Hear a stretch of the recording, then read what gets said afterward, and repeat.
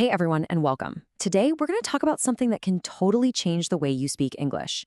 We're going to dive into the music of the language and how you can finally master intonation. So, let me ask you something.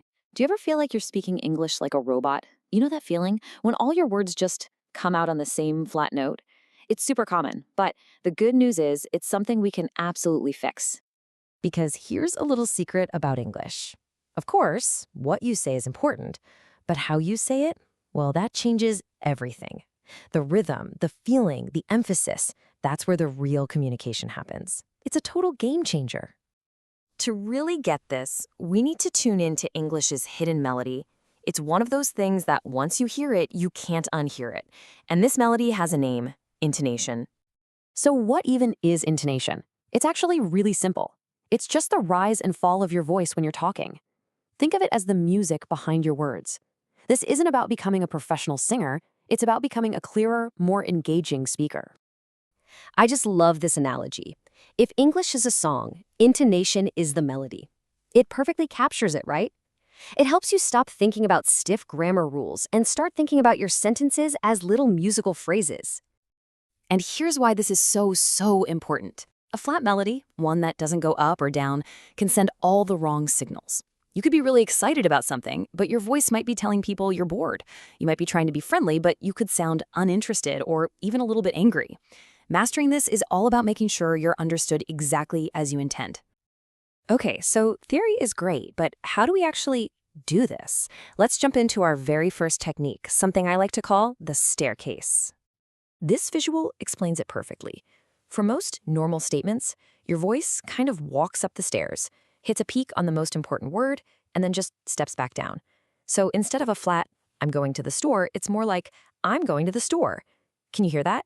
It goes up and then gently comes down. Here's another way to picture it that really works. Imagine your voice is a little rubber ball. It hits that high step, the main word, bam. And then it just kind of bounces gently down the rest of the stairs until it stops. That's the natural rhythm we're aiming for. Okay. So that's statements, but what about questions?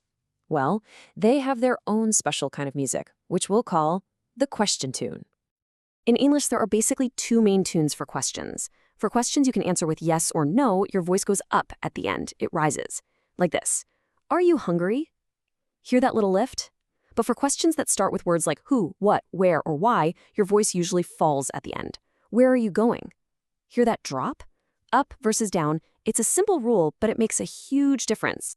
All right, let's get to our third and final technique. And honestly, this one might be the most powerful tool in your entire intonation toolkit. I call it the power word. The idea here is pretty incredible.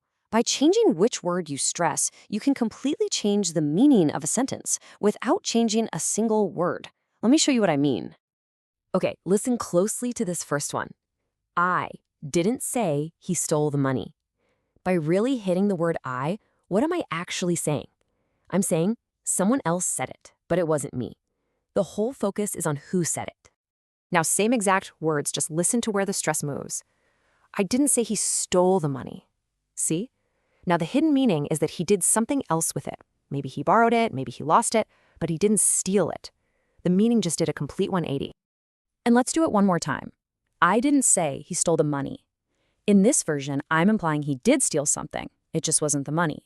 Maybe he took the car keys? Isn't that wild? One sentence, three totally different meanings. That's the magic of the power word. So let's do a quick recap of your new musical toolkit. You've got the staircase to make your statement sound natural. You've got the question tune, remember to rise for yes, no, and fall for what questions. And you've got the power word, which lets you stress the most important idea in your sentence. You know, if there's one thing I want you to take away from all this, it's this idea right here. Your voice is a musical instrument, so don't be afraid to play with it. Have fun with it. The more you experiment with these rises and falls, the more natural and confident you're going to sound. So are you ready to play? Here's a little challenge. Pull out your phone and hit record. I want you to say one simple phrase. I love learning English, but say it 3 different times. First, say it like you're super happy. Then, say it like you're totally bored. And finally, say it like you're genuinely surprised. Listen back to the recording. How did your intonation change for each one? Which emotion was the easiest for you to play? That's your first step to making your English sing.